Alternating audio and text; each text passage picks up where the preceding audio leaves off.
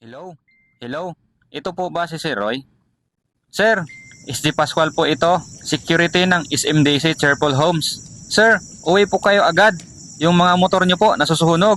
Yung dalawang motor mo po, naabutan na po namin, paubos na po sir. Malakas po yung apoy.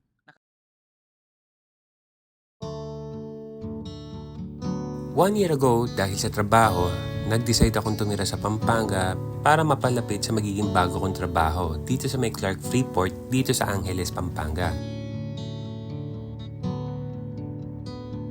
After doing more than 10 years of working from home, napakahirap ng ganitong bagong arrangement.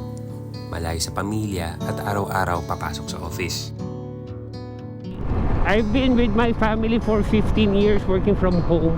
Then all of a sudden, I have to report to the office every day and I have to live very far away from my family. So hindi ko sila makakasama. That alone, ang laking burden na yan sa akin. It's a huge change. A huge change in setup. Talagang totally maninibago ka. Pero para sa pamilya na rin, syempre, tiis-tiis na muna para makapag-provide pa rin tayo. Yung iba nga nag-OFW sa malayong lugar nang walang uwian, kinaya nila. Ako pa kaya na pwedeng uwian every weekend. O diba, tiis-tiis na lang talaga muna. Isang kotse, isang big bike, yan ang hinanda ko na gagamitin ko dito sa Pampanga. Dapat parehas expressway ready para makakauwi agad tayo na mabilisan kung kinakailangan.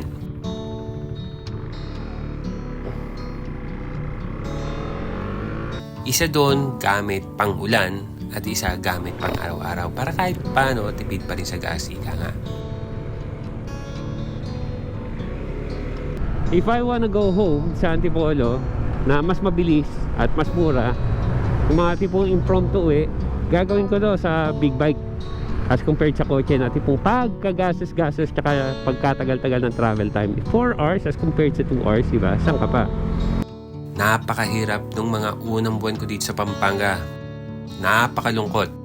Di kasi ako sanay mag-isa lalo na malayo sa pamilya. Walang kausap, lalo na walang makain.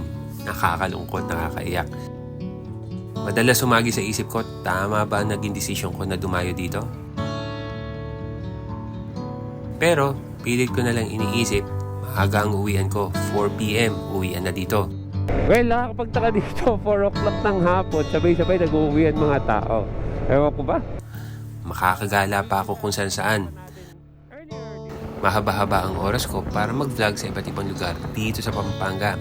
Content din yon. Andiyan naman yung motor para magamit ko naman sana. Pero naisip ko, hindi naman ganun yung nangyari Lalo ako nalugmok sa bahay. Nagkukulong. Wala akong gana lumabas. Hindi tulad ng dati. Wala na yung sigla kong gumala. Lalo pa kamo kung magpa-vlog. Mas gusto ko pang umuwi na lang at hintayin na lang ang tawag ng pamilya ko.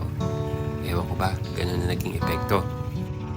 Dito tayo sa office. Ganito ang sitwasyon ko noong mga Ganito na. unang buwan ko dito. Mamaya, tuloy ulit natin ang kwentuhan. Ganun pa man, unti-unting umayos ang lahat makalipas ang napakaraming buwan. Ang laking tulong nung naisipan ko rin bumili ng isa pang scooter. Ang hirap pala gumala pag naka-big bike ang gamit. Bibili ka lang dyan sa tindahan, malaking motor pa ang gamit. Hassle, sobra. Kaya parang ang layo lahat ng pupuntahan. In the end, nakakatamad.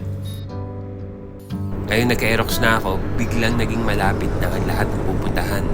Ang hirap ipaliwanag pero mas madali ko na mapuntahan ang iba't ibang sulok dito sa Pampanga na dati ayaw kong puntahan.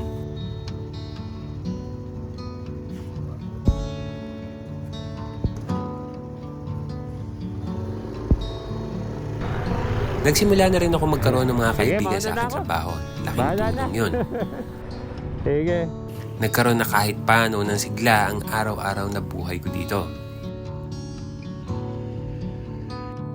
Meron na rin ako napupuntahan kahit paano tuwing hapon. Ubus oras, ika nga. Nagagawa ko na rin mamasyal kahit ako'y solo. Higit sa lahat, nasanay na rin akong kausapin ang sarili ko at matulog ng alas 8. Kakaiba, di ba? At yun na nga, dumaan din sa isip ko na manirahan na nga dito sa Pampanga ng permanente. bumili na nga ako ng bahay kung tutuusin. In the end, mukhang naging okay naman ako kahit paano. Ayun ay hanggang sa magkasakit ang misis ko. Ilang beses ako pabalik-balik ng Antipolo at Pampanga sa loob ng 1 linggo dahil kinakailangan ako ng misis ko. Uuwi ako pagkatapos ng trabaho, babalik ng Pampanga na madaling araw kinabukasan. Ilang beses din nangyari yon sa loob ng ilang buwan. May mga okasyon pa nga na kailangan din ako ng mga anak ko at dahil doon, kailangan ko magpaliban sa trabaho.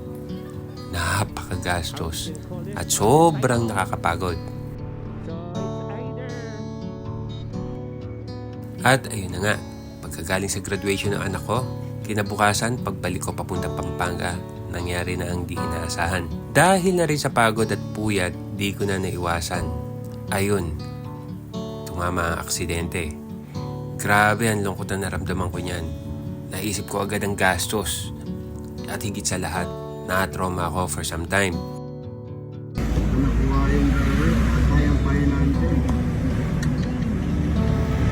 At para bang hindi pa sapat ang nangyari pagkatapos niyan, sa loob ng 1 buwan, nagkasakit ako at kailangan operahan.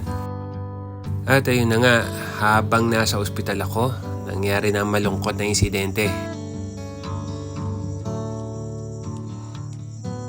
Kakatapos ko palang operahan, tinatawagan na agad ako ng fire marshal ng fire department para lang sabihin na nasusunog ang 2 kong motor. Ang unang suspecha ay arson, pero dahil sa walang ebidensya, wala rin nangyari. Alas 3 sa madaling araw kasi nangyari yon at wala na silang ibang masabi. Di sunog yung nasa... Sobrang sama ng loob ko ng mga panahon yon. Napapaiyak na nga lang ako sa tindi ng pangyayari. Biruin mo yon, yung mga pinaghirapan mo, bigla-bigla na lang nawawala nang walang sabi-sabi. Sabay-sabay ang dating ng gastos, pero higit sa lahat, biglang pumasok sa isip ko ang kaba. Pucha, delikado pala ako dito sa Pampanga. Ako na nananahimik dito, napagtitripan pa. Mukhang kailangan ko na agad makalipat ng tirahan. Well, kayong paman, balik trabaho ako at patuloy ang buhay dito sa tinitirahan ko dahil araw-araw na kinakabahan. Ilang linggo ako pumapasok sa opisina ng nakakotse. Nasa masasabi ko lang, gasto sobra. Kailangan ko na talaga mapalitan yung mga motor ko na sunog. Well, ngunit dahil sa sunod-sunod din ang aking gastos, wala na rin akong pera. Buti naman sa kabutihan pala at pinautang ako ni Mrs. pambili ng motor. Ngunit ang gusto niya, iisa na lang instead na 2. At ito na nga yung big bike para magamit ko pa rin sa expressway para makauwi agad kung kinakailangan. Ito na nga yun, balik 390 Duke ako. Second hand nga lang. Pero after some time, balik ulit sa dati natin nakagawian. Ang hirap bumiyahe ng naka-big bike lang. Kaya naisip ko, kailangan ko talaga ng isa pang scooter. Kaya kumuha ako, panibagong Aerox, pero hulugan. Oo nga pala, let me introduce to you si Miko. Ngunit talagang di ukma ang mga efforts ko i-normalize ang buhay ko dito sa Pampanga. For some reason, wala pang 1 buwan, panibagong pagsubok na naman kinakaharap ko. This time, sa trabaho na mismo. 1 taon ako nagtiis na sunod-sunod ng kamalasan, pero kahit na paano, okay lang yan. Dahil lang iniisip ko, maganda naman ang trabaho ko. Ngunit may mga bagay-bagay na nangyari na di ko na ginugusto. Kaya naman, at the end, naisip ko, mag-resign na lang dito sa trabaho. Well, buti na lang nakakuha agad ako ng bagong papasukan. Ang kinagandahan pa nun, makakabalik na ako ng Manila, makakasama ko na ang pamilya ko. Magdadalawang isip pa ba ako? Siyempre, hindi na. Nice. Kaya naman, makalipas ang 1 buwang notice, paalam na Pampanga.